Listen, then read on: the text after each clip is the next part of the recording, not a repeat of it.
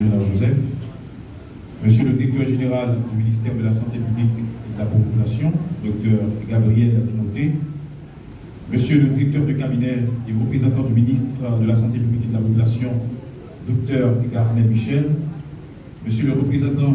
résident de l'UNFPI en Haïti, Monsieur Christian Govy, Madame la représentante de l'UNESCO, Madame Francillon Célestin, Mesdames et Messieurs, les représentants des institutions partenaires, distingués invités, bonjour. C'est pour nous ce matin un honneur et aussi un privilège de vous accueillir à cette cérémonie officielle de lancement qui marque une étape majeure dans la lutte pour une société plus inclusive et juste en Haïti. Votre présence aujourd'hui témoigne d'un engagement clair en faveur d'une Haïti où nul ne doit être oublié ou encore ignoré. Et où chaque citoyen, y compris les personnes vivant avec un handicap, peut non seulement participer pleinement à la vie de la nation, mais aussi y jouer un rôle central. Car il faut le dire, avec fermeté et lucidité, encore en 2025, dans notre pays, des citoyens vivant avec un handicap se voient aujourd'hui refuser l'ouverture d'un simple compte bancaire. Ce refus injuste et aussi discriminatoire est bien le symbole d'un système encore trop fermé où les droits fondamentaux de certaines catégories de la population sont quotidiennement niés. Alors, mesdames et messieurs, face à ce constat, le bureau du secrétaire d'État à l'intégration des personnes handicapées, avec l'appui du Fonds des Nations Unies pour la population et du ministère de la Santé publique et de la population,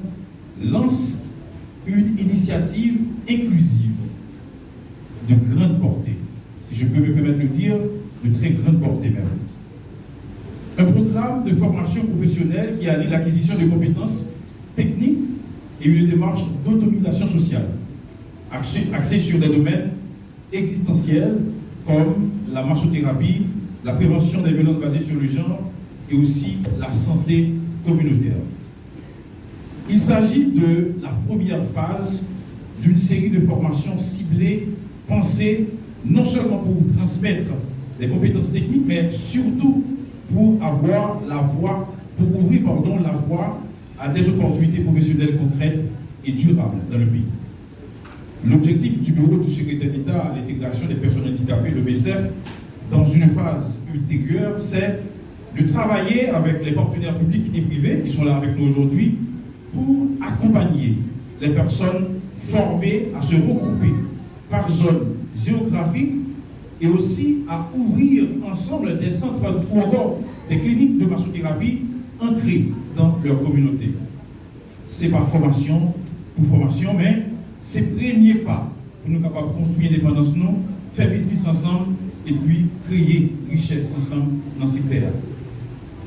Ces formations traduisent donc une volonté plus large qui est de valoriser le potentiel de chaque participant, de démontrer que l'autonomisation des personnes handicapées passe aussi par l'entrepreneuriat inclusif, collectif, la solidarité ou encore l'innovation sociale. Mesdames et messieurs, depuis sa nomination, le secrétaire d'État à l'intégration des personnes handicapées, M. Général Joseph, a fait de l'autonomisation réelle des personnes handicapées sa bataille. Et aujourd'hui, animé par la conviction que ces citoyens ont des compétences précieuses à mettre au service du pays, il a engagé un dialogue actif avec des responsables de l'État, des acteurs du secteur privé et de la société civile, afin de créer des opportunités pour ces professionnels. Et, il faut le dire, avec l'arrivée tout dernièrement du docteur Sinal Bertrand à la tête du ministère de la Santé publique et de la population, eh bien cette nomination a ouvert la voie à des rencontres de haut niveau pour avancer cette vision par rapport à l'engagement du docteur Sinal Bertrand en faveur de l'inclusion. C'est grâce à l'engagement sérieux, pour la première fois dans l'histoire sectaire, un seul coup, 50 personnes handicapées qui ont rentré dans l'administration publique là et demandé pour battre bravo pour celui de l'État avec le ministère de l'État qui est même engagé dans la place. En plus de 50 personnes qui ont même gagné qui la matin, qui a tout profité pour capable prendre lettre d'affectation, mais gagné 100 dossiers qui, dans le moment, a étudié dans OMRH pour que soient capables de nommer mon handicapé. Ça va permettre que le travail tout participer du droit national. Il ne s'agit pas d'un geste symbolique, mais d'un acte politique majeur qui affirme le droit à la participation pleine et entière des personnes handicapées à la vie publique, et c'est la reconnaissance de leur potentiel, de leur engagement et de leur légitimité à contribuer à la construction d'une Haïti plus juste et plus inclusive, comme je le disais. Pour finir, l'initiative ça a appelé nous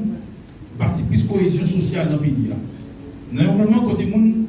sentent qu'ils mettent sous côté, qu'il y a violence, inégalité, exclusion, formation ça va permettre l'opportunité de créer plus pour les gens qui vivent avec un handicapé. Les handicapés, ils ont une voix, ils ont un droit, ils ont une mission